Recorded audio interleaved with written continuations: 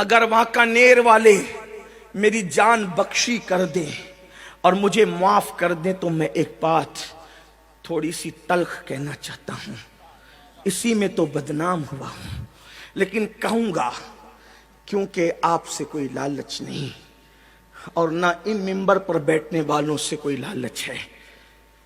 پیر کا بچہ پیر بننا چاہتا ہے لیکن عالم کا بچہ عالم نہیں بننا چاہتا۔ پیر اپنے بچے کو پیر بنانا چاہتا ہے لیکن عالم اپنے بچے کو عالم نہیں بنانا چاہتا۔ وجہ اس لیے کہ اسے پتا ہے مجھے کچھ بھی نہیں آتا، باپ کی خلافت لے کے پیر بن جاؤں گا تو ہاتھ بھی چومے جائیں گے، دعوتیں بھی ملے گی اور نذرانے بھرپور ملیں گے۔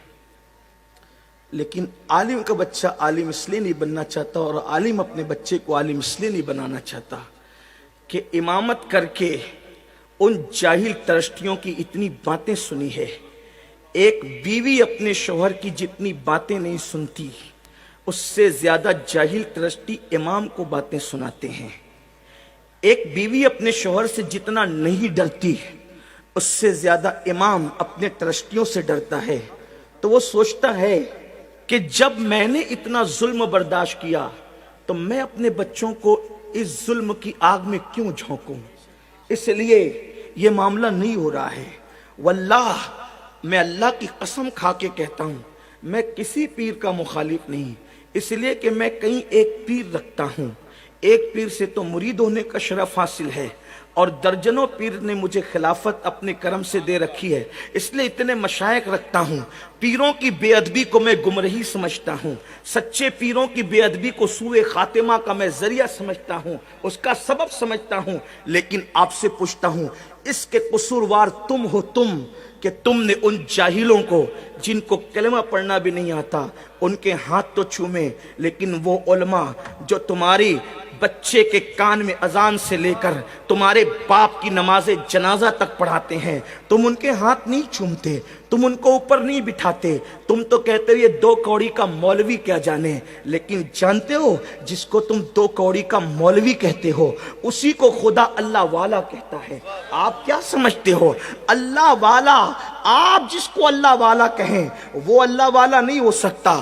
اللہ نے اللہ والا کس کو کہا؟ قرآن اٹھا کر دیکھے، میں قرآن کی بات کرتا ہوں۔ اگر اچھے عالموں کو اپنی قوم میں پیدا کرنا ہے تو عالموں کی قدر کرنا سیکھو، اچھے امام پیدا کرنا ہے اماموں کی قدر کرنا سیکھو۔ بڑی معذرت کے ساتھ جن جاہلوں کو کلمہ پڑھنا نہیں آتا ان کو تو دیسی مرغیاں اصلی گھی میں کھلاتے ہو، کبھی اپنے مسجد کے امام کو بھی اس قدر کے ساتھ بلایا، اس عزت کے ساتھ بلایا؟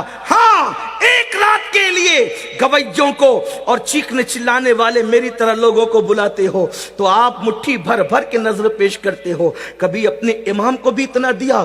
امام تو بیچارہ 5000 8000 میں مر رہا ہے، اس کی آپ مدد نہیں کرتے۔ اگر ترشتیان کے دل چھوٹے ہیں تو کیا مسلمان یہ طے نہیں کر سکتے کہ میں جمعہ پڑھنے جاؤں گا تو اپنے امام کے ہاتھ میں حسب حیثیت 100 روپیہ رکھ سکتا ہوں تو 100، 50 رکھ سکتا ہوں تو 50، 500 رکھ سکتا ہوں تو 500۔